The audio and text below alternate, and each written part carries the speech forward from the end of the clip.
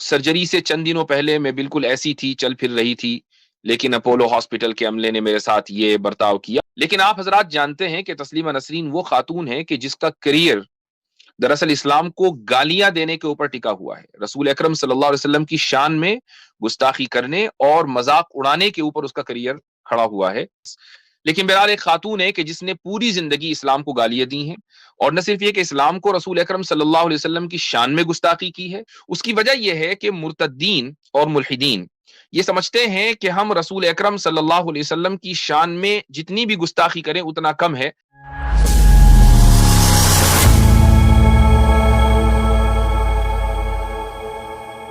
السلام علیکم ورحمۃ اللہ وبرکاتہ۔ بسم اللہ الرحمن الرحیم، الحمد للہ رب العالمین، والصلاة والسلام على سید الانبیاء والمرسلین وعلى آلہ وصحبہ اجمعین، اما بعد۔ آج لنک عام کرنے سے پہلے، اور انشاءاللہ جلد ہی لنک پبلک کر دیا جائے گا، ایک مختصر سے مسئلے پر گفتگو کرنا چاہوں گا۔ کوئی زیادہ اہم نہیں ہے، لیکن بہرحال پھر بھی بعض چیزوں کا نوٹس لینا پڑتا ہے، اور وہ نوٹس لیا بھی جانا چاہیے اگر اس سے کوئی اچھا نتیجہ نکلنے کی امید ہو۔ میں ہمیشہ ہیلتھی ڈائلاگ پر یقین رکھتا ہوں، اور میں نہیں چاہتا کہ کسی کا مذاق اڑایا جائے اور کسی کو برا بھلا کہا جائے یا کسی کو دھمکی دی جائے۔ مذاق اڑانا، برا بھلا کہنا، ذاتیات پر آنا، یہ ساری چیزیں اسلام مخالف ہیں، اور اسلام اس کی تائید نہیں کرتا ہے، اور یہ دعوت مخالف بھی ہیں۔ یعنی اگر کوئی شخص داعی ہے اور پھر ان چیزوں کے اندر اپنے آپ کو وہ الجھا لیتا ہے تو یہ اس کے دعوت کے مشن کے خلاف ہے۔ ہم الحمدللہ ہماری جو اسٹریم ہوتی ہے اس میں الگ الگ طرح کے لوگ آتے ہیں۔ بعض مرتبہ ہیٹڈ گفتگو بھی ہو جاتی ہے، اور اس کی وجہ یہی ہوتی ہے کہ اگلا بندہ جو ہے وہ اس کا انداز وہ نہیں ہوتا جو اکیڈمک ہونا چاہیے۔ لیکن بہت سی مرتبہ ایسے بھی افراد آتے ہیں تو باوجود کہ ہمیں ان سے سخت اختلاف ہوتا ہے، لیکن پھر بھی ہم ان کے ساتھ احترام اور عزت کے ساتھ بات کرتے ہیں، اور اس کی وجہ یہی ہے کہ وہ ہمارے ساتھ احترام اور عزت کے ساتھ بات کر رہے ہیں اور اکیڈمک گفتگو میں یقین رکھتے ہیں۔ یہ تمہید میں نے اس لیے باندھی کیونکہ کچھ دن پہلے، میرے خیال سے 4-5 دن پہلے، ٹویٹر پر ایک ملحدہ ہے بڑی مشہور، جس کا نام ہے تسلیمہ نسرین۔ اس نے اپنی کہانی ڈالی، اور وہ کہانی یہ تھی کہ بھائی وہ ایمز گئی اور وہاں پر اس کی سرجری ہوئی اور اس کا ہپ ریپلیسمنٹ ہوا، جس کی وجہ سے وہ پرماننٹلی پیرالائزڈ ہو چکی ہے، اور اب وہ چلنے پھرنے کے لائق نہیں ہے۔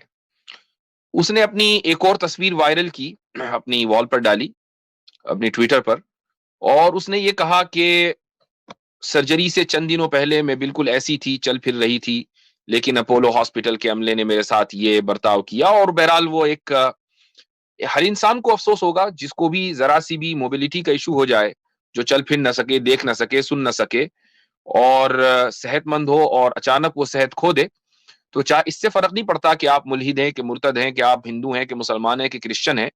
یہ ایک فطری چیز ہے کہ آپ کو اس کا افسوس ہونا ہے۔ ایک نعمت کے چھن جانے کا افسوس یہ انسان کی فطرت میں ہے، تو اس نے اپنے افسوس کا اظہار کیا۔ لیکن آپ حضرات جانتے ہیں کہ تسلیمہ نسرین وہ خاتون ہے کہ جس کا کریئر دراصل اسلام کو گالیاں دینے کے اوپر ٹکا ہوا ہے۔ رسول اکرم صلی اللہ علیہ وسلم کی شان میں گستاخی کرنے اور مذاق اڑانے کے اوپر اس کا کریئر کھڑا ہوا ہے۔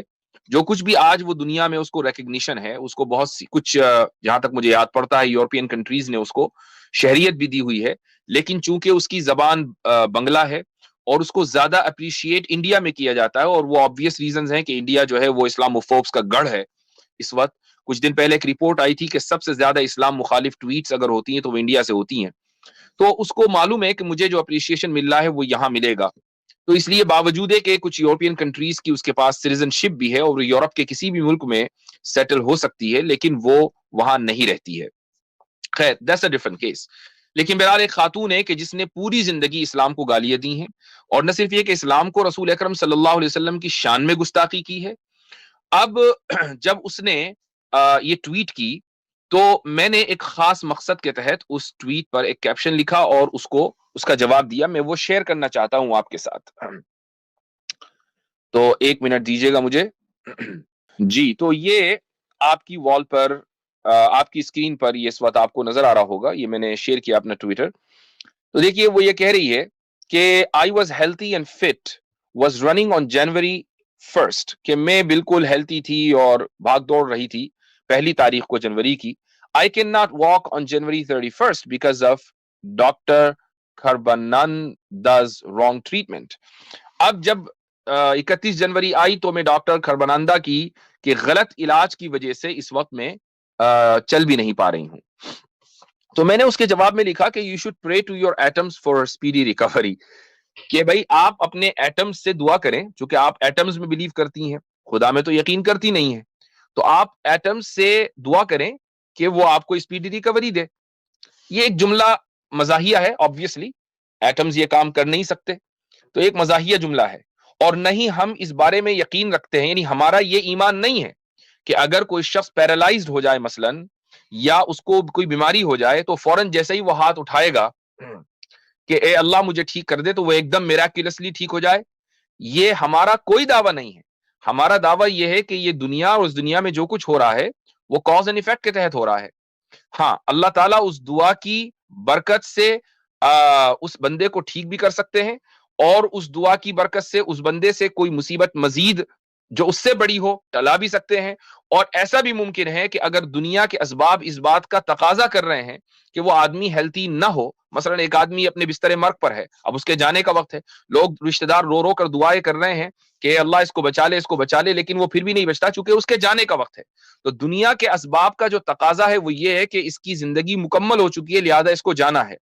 اور دعائیں اس بات کی مانگی جا رہی ہیں کہ یہ بندہ زندہ رہے اور ابھی اس کی لائف اور طویل ہو. لیکن جو دنیا کے اسباب کا تقاضا ہے وہ غالب آ جاتا ہے، اور اللہ تعالیٰ ان دعاؤں کو اس طریقے سے قبول کرتا ہے اس بندے کے حق میں کہ ان سب کو جو آخرت کا جو اجر ہے اس میں کنورٹ کر دیتا ہے. اور ایک روایت میں یہ آیا ہے کہ ایک بندہ جب اپنے اس اجر کو دیکھے گا تو وہ یہ خواہش کرے گا قیامت کے دن کہ یا اللہ میری کوئی بھی دعا قبول نہ ہوتی. تو یہ جو میں نے کہا کہ آپ اپنے ایٹم سے دعا کریں کہ وہ اسپیڈی ریکوری آپ کو جلد از جلد شفا دے، تو بہرحال یہ بات میں نے کہی. اور اگر کوئی عام بندہ ہوتا، یعنی عام ملحد اور مرتد ہوتا، تو میرا یہ کہنا قطعاً نامناسب تھا، چونکہ میں ایک شخص کے مرض کا مذاق اڑا رہا ہوں اور یہ داعیانہ رویے کے بالکل خلاف ہے. اور کچھ لوگوں نے اس کو نوٹ کیا، اور جن لوگوں نے اس چیز کو نوٹ کیا، کچھ لوگوں نے بہرحال اس کا مذاق اڑایا وغیرہ وغیرہ، مقصد یہ نہیں تھا. اور کچھ ہندو اسلاموفوبز آ گئے، انہوں نے گالیاں والیاں دی، ڈزنٹ ریلی میٹر. تو ان میں جن لوگوں نے اس چیز کو نوٹ کیا ان میں ایک شخص ہیں حارث سلطان. انہوں نے لکھا ہے، آپ سبھی جانتے ہیں ان کو، انہوں نے لکھا ہے کہ this is disappointing Mufti Yasir, you wouldn't appreciate an atheist making these jokes on sick Muslim patients. یہ بہت ہی ڈس اپوائنٹنگ رویہ ہے، انہوں نے مجھے مخاطب کر کے کہا. اور یہ کہا کہ آپ اگر کسی ایک یعنی آپ اگر کسی ایتھیسٹ کو دیکھیں گے کہ جو ایک بیمار مسلمان، مریض مسلمان کا مذاق اڑا رہا ہے، تو آپ کبھی بھی اس رویے کو پسند نہیں کریں گے. تو آپ یہ کام کیوں کر رہے ہیں؟ Making these comments in general capacity are okay but not like this. تو اگر آپ ایک عام طور سے کوئی کامنٹ کریں تو ٹھیک ہے، لیکن اس طریقے سے کسی کی ذات کو ٹارگٹ کر کے اگر آپ کامنٹ کریں تو یہ مناسب نہیں ہے. یہ بات انہوں نے کہی ہے. تو دیکھیں میں نے پہلے ہی کہا کہ واقعی یہ بات درست ہے کہ اگر میں کسی ملحد، کوئی بھی ملحد ہوتا یا میرا کوئی دشمن ہوتا یا کوئی دوسرے مذہب کا ماننے والا ہوتا، اگر میں اس کی ڈسیبلٹی یا اس کے مرض کا مذاق اڑاتا تو یہ درست رویہ نہیں تھا، یہ ان اسلامک رویہ ہے. میں اس چیز کو تسلیم کرتا ہوں. لیکن یہاں اس بات کے لکھنے کا مقصد کیا تھا، میں نے یہ بات کیوں لکھی، اس کی ایک وجہ ہے. اس کی وجہ یہ ہے کہ مرتدین اور ملحدین یہ سمجھتے ہیں کہ ہم رسول اکرم صلی اللہ علیہ وسلم کی شان میں جتنی بھی گستاخی کریں اتنا کم ہے، اس لیے کہ ہم شان میں گستاخی کر کے اپنی فری جو اسپیچ ہے، free speech, freedom of expression, ہم اس کو ایکسرسائز کر سکیں گے. اور یہی حضرات جیسے حارث سلطان ہیں یا اور بھی دوسرے لوگ ہیں، یہ باقاعدہ اوپنلی کہتے ہیں کہ بھائی ہم مسلمانوں میں اس مسئلے کو اتنا زیادہ اٹھاتے ہیں، اتنا بلاسفیمی اس لیے کرتے ہیں تاکہ مسلمان ڈی سینسٹائزڈ ہو جائیں، یعنی ان میں وہ حساسیت باقی نہ رہے. جب حساسیت باقی نہیں رہے گی تو ٹھیک ہے، کوئی مسئلہ ہی نہیں ہے. ہم جس طریقے سے ہم ابراہم لنکن کی یا ڈاروین کا مذاق اڑا سکتے ہیں، کوئی فرق نہیں پڑتا، کسی کو برا نہیں لگتا، ایسے ہی محمد صلی اللہ علیہ وسلم کا بھی مذاق اڑانا چاہیے اور زیادہ سے زیادہ اس مسئلے کو ڈی سینسٹائز کیا جانا چاہیے۔ تو بھائی ہم یہ کہتے ہیں کہ آپ کا جو ورلڈ ویو ہے وہ یہ ہے کہ ہم محمد صلی اللہ علیہ وسلم کی بلاسفیمی کریں تاکہ ہم اپنے فریڈم آف ایکسپریشن کو ایکسرسائز کر سکیں۔ ہمارا جو ورلڈ ویو ہے وہ یہی ہے، یہ الزامی جواب ہے، یہ تحقیقی جواب نہیں ہے۔ الزامی جواب یہ ہے کہ ہم آپ ہی کے نیریٹو کو تھوڑی دیر کے لیے قبول کر لیں۔ آپ کو برا اس وقت لگتا ہے جب ہم آپ کی ذاتیات کے اوپر بات کرتے ہیں، جب ہم آپ کو ذاتی طور پر نشانہ بناتے ہیں، اور ذاتی طور پر اسے نشانہ بناتے ہیں چونکہ آپ کے نزدیک کوئی مقدس شخصیات تو ہے نہیں۔ جس طریقے سے آپ کو برا لگتا ہے کہ ہم کسی کی ذات کو نشانہ بنائیں، باوجود ہے کہ ہم یہ کہہ رہے ہیں کہ یہ ہمارا فریڈم آف ایکسپریشن ہے اور ہم اپنے فریڈم آف ایکسپریشن کو ایکسرسائز کر رہے ہیں، ہم کسی کو نقصان نہیں پہنچا رہے ہیں، ہم محض سامنے والے کے سینٹیمنٹس اور اس کے جذبات کو ہرٹ کر رہے ہیں، جو آپ کے نزدیک بالکل درست ہے، چونکہ آپ پوری امت مسلمہ کے 1 بلین سے زائد افراد کے جذبات کو ہرٹ کرتے ہیں۔ آپ کو فرق نہیں پڑتا کہ قرآن کریم کو سڑکوں پر جلایا جائے، آپ کو فرق نہیں پڑتا کہ رسول اکرم صلی اللہ علیہ وسلم کے کارٹونز بنائے جائیں، بلکہ آپ اس کو سپورٹ کرتے ہیں اور آپ خود اپنے تھم نیلز کے اوپر وہ کارٹونز لگاتے ہیں۔ میں کسی پرٹیکولر ملحد مرتد کی بات نہیں کر رہا ہوں، بلکہ ایک عام الہادی ارتدادی رویے کی بات کر رہا ہوں۔ تو اگر ہم وہی پیمانہ اپنائیں اور کسی شخص کے حساس یا اس کے احساسات اور اس کے جذبات کو ہرٹ کریں تو فوراً آپ کو برا لگ جاتا ہے، لیکن آپ اگر ہمارے جذبات اور احساسات کو ہرٹ کریں تو اس سے کوئی فرق نہیں پڑتا۔ میں یہ واضح طور سے کہہ دینا چاہوں گا کہ آپ اگر ہمارے جذبات کو ہرٹ کر رہے ہیں، ہمارے احساسات کو تکلیف پہنچا رہے ہیں، تو ہمیں کوئی فرق نہیں پڑتا، اس سے ہمیں رتی کا فرق نہیں پڑتا کہ آپ ہمیں برا کہیں، ہمیں آپ گالیاں دیں، ڈزنٹ ریلی میٹر۔ لیکن ہمارے لیے جو ریڈ لائن ہے وہ رسول اکرم صلی اللہ علیہ وسلم کی ذات ہے۔ اگر آپ صلی اللہ علیہ وسلم کی ذات کو نشانہ بنائیں گے تو ہمارے جذبات اور احساسات کہیں زیادہ ہرٹ ہوتے ہیں جتنے آپ کے جذبات اور احساسات ہرٹ ہوتے ہیں جب ہم آپ کی ذات کو نشانہ بناتے ہیں۔ تو اگر فریڈم آف ایکسپریشن آپ کے لیے ہے تو وہ فریڈم آف ایکسپریشن ہمارے لیے بھی ہے۔ پھر الاؤ اس کہ ہم آپ کو دن رات آپ کی ذاتیات کے اوپر بات کریں، چونکہ رسول اکرم صلی اللہ علیہ وسلم کی ذاتیات پر آپ بات کرتے ہیں۔ کوئی یہ کہہ سکتا ہے کہ نہیں جی، رسول اکرم صلی اللہ علیہ وسلم کی جو پرسنالٹی ہے وہ تو پبلک پرسنالٹی ہے، پبلک پرسنالٹی کی توہین کی جانی چاہیے۔ یہ اصول آپ نے کہاں سے نکالا؟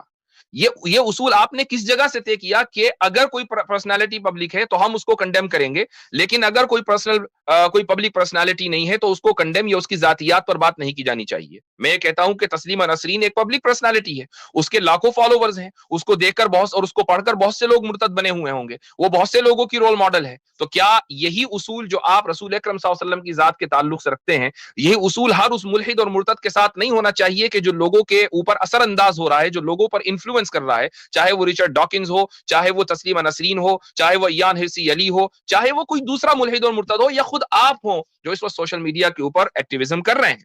تو وی ڈونٹ وانٹ کہ ہم اس طریقے کا کوئی گیم کھیلیں۔ ہم نہیں چاہتے کہ ہم کسی کی ذاتیات پر آئیں اور کسی کو گالیاں دیں۔ ہم یہ چاہتے ہیں کہ ایک ریسپیکٹفل مینر میں گفتگو ہو۔ آپ جب ہماری مقدس شخصیات کے بارے میں بات کریں، نقد کرنا ہے نقد کیجئے، آپ کو تردید کرنی ہے تردید کریں، آپ کو تنقید کرنی ہے تنقید کریں، لیکن ہر ایک چیز کا ایک انداز ہوتا ہے۔